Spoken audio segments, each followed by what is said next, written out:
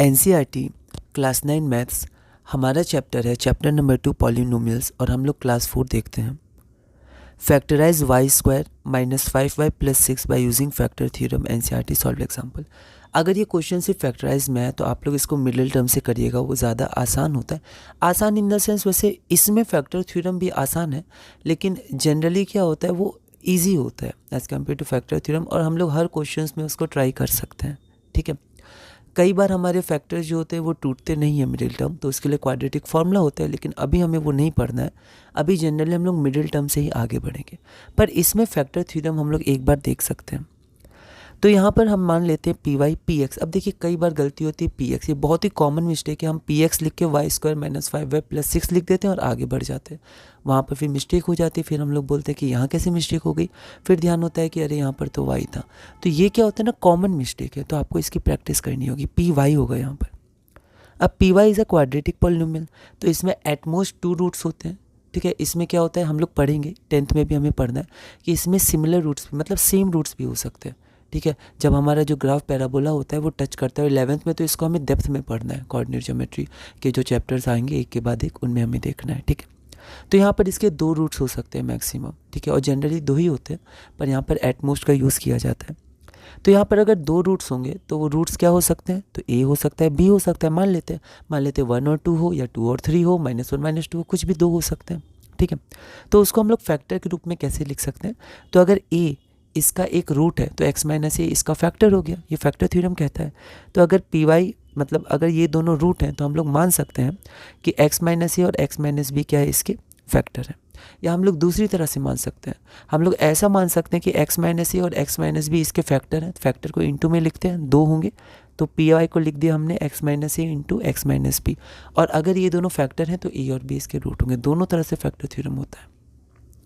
तो P Y आपका मान लेते हैं x minus A into X minus B है, देन द कांस्टेंट टर्म। ठीक है, तो यहाँ पर कांस्टेंट क्या आएगा, तो आप देखिए a और b जब इंटू होंगे तभी हमारा कांस्टेंट आएगा। इसको आप मन में भी सॉल्व कर सकते हैं।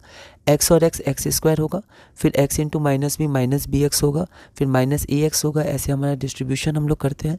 फिर ए बी जो होगा वही सिर्फ कांस्टेंट टर्म देगा। और आपको ध्यान होगा तो हम लोग कांस्टेंट टर्म को फैक्टराइज करते थे। क्या करते थे, पहले उसका प्राइम फैक्टराइजेशन निकालते थे और फिर हम लोग देखते थे 2 नंबर्स क्या है मिडिल टर्म में। ठीक है, तो यहाँ पर भी हम लोग जो फैक्टराइज करेंगे और बी वैल्यू के लिए उसको हम लोग कांस्टेंट में फैक्टराइज करेंगे। कांस्टेंट क्या है, तो यहाँ पर हम लोग देख सकते हैं कि जब हमने इसको ऐसे मान लिया फैक्टर्स में, तो यहाँ पर कांस्टेंट हमारे पास ए बी है, और ए बी हमें पता है 6 के बराबर है क्योंकि क्वेश्चन में दिया हुआ है। If P Y is equal to X A into X minus A into X minus B, then the constant term is A B. Also given P Y, या ऑल्सो गिवन जो पी वाई है, the constant term is +6, therefore A B is equal to +6। So for the factors of P Y we look for the factors of 6, है ना। तो यहाँ पर हमें ध्यान देना, ये मैंने ब्रैकेट में लिखा है, थ्योरी है। तो हम लोग जनरली एक फैक्टर पता करते हैं, तो हम लोग जनरली यही सोचते हैं 1 और -1, 0 और -2 और 2, बस इनमें देख लेते हैं, मिलेगा तो मिलेगा, नहीं तो फिर हम लोग कोई और मेथड देखेंगे, क्योंकि हम लोग कितना इसके अंदर पुट करें।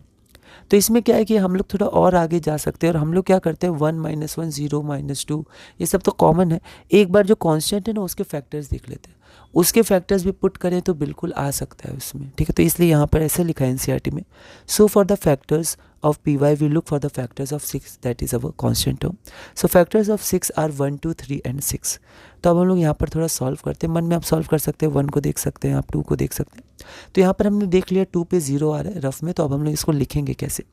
Eight y is equal to 2, p2 is equal to 0, ये हमने किया है। तो p2 इज इक्वल टू 0, तो फैक्टर थ्योरम से x minus 2 is a factor of py। उसी प्रकार हम लोग 3 को भी चेक कर सकते हैं। जनरली हम लोग चेक नहीं करते, 0 1 -1 -2 2 ही चेक करते हैं, लेकिन यहाँ पर 3 भी फैक्टर है, तो एक बार इसको भी चेक कर लेते हैं, ईजी भी है। तो y को 3 रखेंगे तो भी 0 आ जाएगा। अब p3 हमारे पास 0 है, तो फैक्टर थ्योरम से y माइनस 3 फैक्टर हो गया py का, तो हमें 2 फैक्टर मिल गए, y माइनस 2 और y minus 3। Therefore we can write that py is equal to y square minus 5y plus 6 is equal to y minus 2 into y minus 3। अगला question है find the factors of 120। तो ये हमने देखा था factors, एक तो हम लोग 1 के टेबल में देखेंगे, 2, 3, 4, 5, 6, पर ऐसे कहाँ तक हम लोग देखेंगे। तो हम लोग सबसे पहले इसको लिख देते हैं 1 इंटू 20। तो जो अगला नंबर होगा वो 1 और 20 के बीच में ही आएगा, वो 2 है तो 2 इंटू 60। फिर अगला नंबर 2 और 60 के बीच में आएगा, 3 है दोनों के बीच में, 3 इंटू 40। अगला नंबर 3 और 40 के बीच में आएगा। तो हम देख सकते हैं हम लोग कम हो रहे हैं, इधर से ज़्यादा हो रहा है, इधर से कम हो रहा है, तो हम लोग क्लोज आ रहे हैं। तो 3 और 40 के बीच में 4 आता है, तो 4 इंटू 30, ठीक है। अगला नंबर 4 और 30 के बीच में आएगा जो कि 5 है, तो 5 इंटू 24। अगला नंबर 5 और 24 के बीच में आएगा तो 6 इंटू 20। अगला नंबर 6 और 20 के बीच में आएगा तो 8 इंटू 15। अगला नंबर 8 और 15 के बीच में आएगा 10 इंटू 12। अगला नंबर 10 और 12 के बीच में आएगा 11, जो कि है नहीं, तो ये हमारे फैक्टर्स हैं। तो हम लोग इधर से शुरू करेंगे, इधर चले जाएंगे, तो असेंडिंग ऑर्डर में हम लोग फैक्टर्स को लिख सकते हैं। अब यहाँ पर हम लोग ध्यान दें कि -120 के फैक्टर्स क्या होते हैं। एक बार आप इसको थोड़ा देखिए, फिर हम लोग आगे बढ़ते हैं।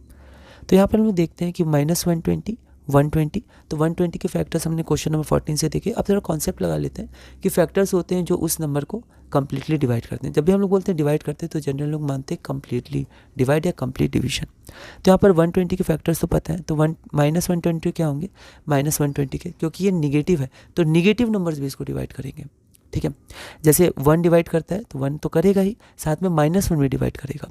आप देख सकते हैं -120 डिवाइडेड बाय -1, तो 120 कंप्लीट डिवीजन हो रहा है। उसी तरह -120 को 2 तो डिवाइड करेगा, 2 तो डिवाइड करेगा, लेकिन -2 भी करेगा, -2 रखेंगे प्लस 60 आ जाएगा।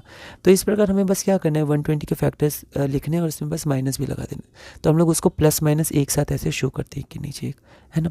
ये सब जो सिंबल्स हैं और भी तरह वो 11, 12 में बहुत ज़्यादा काम आते हैं, बहुत ज़्यादा यूज़ आते हैं इनका मेथड्स कॉम्पिटिशन में, बोर्ड्स एग्जाम में भी, आप इन सबको ध्यान रखिएगा। तो यहाँ पर हमारे पास फैक्टराइज है, तो क्यूबिक पॉलिनोमियल हमारे पास है। तो हम लोग क्या करेंगे, इसमें एक फैक्टर ढूंढ लेंगे फैक्टर थ्योरम की मदद से, ठीक है। तो अगर 1 फैक्टर हो जाएगा तो x-1 अगर रूट हो जाएगा तो x-1 फैक्टर हो जाएगा इसका।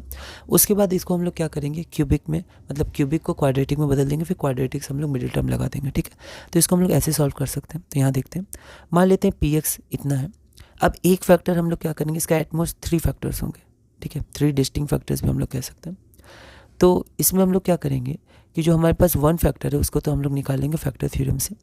अब हम लोग क्या करते हैं, फैक्टर थ्योरम में कुछ वैल्यूज पुट करते हैं, जनरली -1 1 0 और ज़्यादा -2 2 बस। लेकिन हमने अभी देखा था हम लोग जो कांस्टेंट टर्म है उसके फैक्टर्स जो होते हैं वो भी पुट करके देख सकते हैं। तो इसके तो बहुत सारे फैक्टर्स हैं, तो हम लोग पहले कोशिश करेंगे 0 प्लस -1 ऐसे करके हम लोग आगे बढ़ पाए। तो यहाँ पर हम लोग ट्रायल से देखेंगे, इसको हिट एंड ट्रायल मेथड भी कहते हैं, कि 1 आपका एक्यूरेट बैठ जाता है, 1 आप पुट करते हैं तो 0 आ जाता है, बस एक मिल गया। अब आगे कुछ हम लोग चेक नहीं करेंगे। तो P1 = 0, तो फैक्टर थ्योरम से x-1 फैक्टर हो गया। अब यहाँ पर 2 तरीके हैं, एक फैक्टर तो हमें मिल गया, 2 फैक्टर और चाहिए, यहाँ देखते हैं। तो यहाँ पर x-1 फैक्टर है, तो हम लोग क्या करेंगे, x-1 को इससे कॉमन लेंगे, ये तरीका हमें थोड़ा ध्यान रखना है। तो यहाँ पर x³ है और यहाँ पर -23x² है, तो क्यों ना हम लोग इसको लिख दें -x² और -22x²। ऐसा क्यों, ऐसा इसलिए क्योंकि हम लोग x² कॉमन लेंगे तो यहाँ x-1 बचाएगा। यहाँ क्या बचा, -22x²। फिर यहाँ पे हमें -22x कॉमन लेना है, तो यहाँ पर +22x आ जाएगा, तभी x-1 कॉमन आएगा। बचा कितना, 120x, तो 120x यहाँ 120, तो 120 कॉमन लिया, x-1। फिर इन तीनों से x-1 कॉमन लिया, तो यहाँ पर आप देख सकते हैं क्वाड्रेटिक बन गया, ठीक है। जनरली ये मेथड थोड़ा सा कन्फ्यूजिंग सा हो सकता है, ठीक है। अगर आप ये कर रहे हैं कोई दिक्कत नहीं है, आप इसको रीचेक करिएगा ताकि आप कुछ गलती तो नहीं किए। तो यहाँ पर हम लोग क्या करते हैं, जनरल में हम लोग डिवाइड कर देते हैं, ये थोड़ा आसान पड़ता है, थोड़ा लेंदी है पर ही आसान पड़ता है। तो x-1 से हम लोग डिवाइड कर देंगे, डिवाइड करेंगे तो भी हमारे पास यही आ जाएगा। तो px को हम लोग लिख सकते हैं, क्या होता है px हमारा, तो ये जो डिविडेंड है px हमारा डिविडेंड है, तो divided into quotient plus remainder, remainder तो 0 है तो डिवाइडेड इनटू क्वोशिएंट हो जाएगा। इसको हम लोग इक्वेशन 1 मान लेते हैं। इसके बाद बस मिडिल टर्म हम लोग करेंगे, तो हमारा ये आ जाएगा, एक फैक्टर हमारा x-1 है, x-1 है ही, यहाँ रफ वर्क देख लिया हमने। तो यहाँ पर 1 से हम लोग क्या करेंगे, तीनों फैक्टर्स को यहाँ पर लिख सकते हैं, आप इक्वेशन दे सकते हैं। अब हम लोग को ये दोनों फैक्टराइज करना है, एनसीईआरटी एक्सरसाइज का क्वेश्चन है। तो यहाँ पर फिर से मैंने px लिखा, हमने फिर से हिट एंड ट्रायल किया, तो यहाँ पर 1 आ गया, तो एक फैक्टर तो हमारे पास x-1 हो गया। उसके बाद यहाँ पर मैंने फिर क्या, इसको सिंप्लीफाई कर दिया, x³ है, x-1 चाहिए तो माइनस का x² होगा, और यहाँ पर -2 था तो -x², आप रीचेक करते रहिएगा, -x², वापस आपको -2x² मिल ही जाएगा। उसके बाद यहाँ पर आपका क्या आ जाएगा, माइनस एक्स स्क्वायर हमें क्या चाहिए, माइनस एक्स माइनस वन चाहिए, तो यहाँ पर प्लस आएगा क्योंकि किसी के पास माइनस है ही।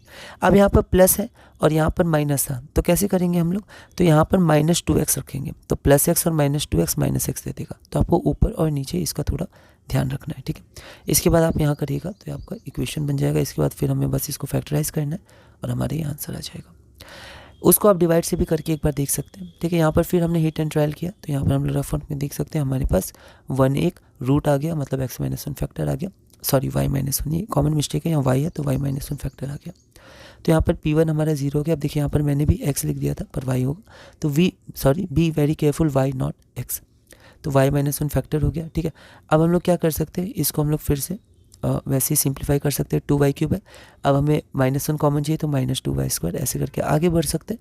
तो यहाँ पर ये हमारा आ जाएगा क्वाड्रेटिक में, और इसके बाद हम लोग देख सकते हैं कि यहाँ पर हमारे पास फैक्टर थ्योरम से ये हमारे पास आ गया। अब यहाँ पर अच्छा, यहाँ पर मैंने क्या किया, एक मेथड और देख लिया, और यहाँ पर मैंने और लिखा होगा, हाँ ये रहा और, ठीक है। तो यहाँ तक हमने देख लिया, ठीक है। यहाँ पर हमारे पास क्या आ गया, क्वाड्रेटिक आ गया। अब और में हम देख सकते हैं कि यहाँ पर फिर एक गलती हुई थी, यहाँ पर फिर x लिख दिया था मैंने, जबकि y होगा, बहुत ध्यान रखना है हमें। तो यहाँ पर हमारे पास डिविडेंड आ गया, ये हमारे पास डिवाइजर आ गया, इसको हम लोग सॉल्व करेंगे तो देखिए वही आ जाएगा। ये ज़्यादा ईजी होता है, ठीक है, क्योंकि इसमें थोड़ी मिस्टेक होने की प्रोबेबिलिटी रहती है, पर हम ध्यान रखेंगे। तो दोनों से एक ही आंसर आएगा, बस हमारे पास क्वाड्रेटिक आ गया। तो क्वाड्रेटिक को हम लोग क्या करेंगे, क्वाड्रेटिक को हम लोग मिडिल टर्म से स्प्लिट कर देंगे, तो ये 2 फैक्टर्स आ जाएंगे। एक फैक्टर हमारे पास y माइनस वन था, तो ये हमारा 3 फैक्टर्स आ गए। तो अगली वीडियो में हम लोग क्लास नंबर 5 देखेंगे। इस वीडियो में हमने क्लास नंबर 4 पूरा किया।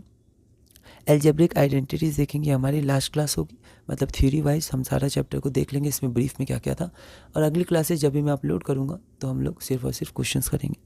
तो इस क्लास में हमने क्लास नंबर 4 कंप्लीट किया और हमने क्वेश्चन नंबर 17 तक किया। अगली वीडियो में क्लास नंबर 5 करेंगे, क्वेश्चन नंबर 18 से कंटिन्यू करेंगे और धीरे धीरे अपनी NCERT क्लास 9 मैथ्स में आगे बढ़ेंगे।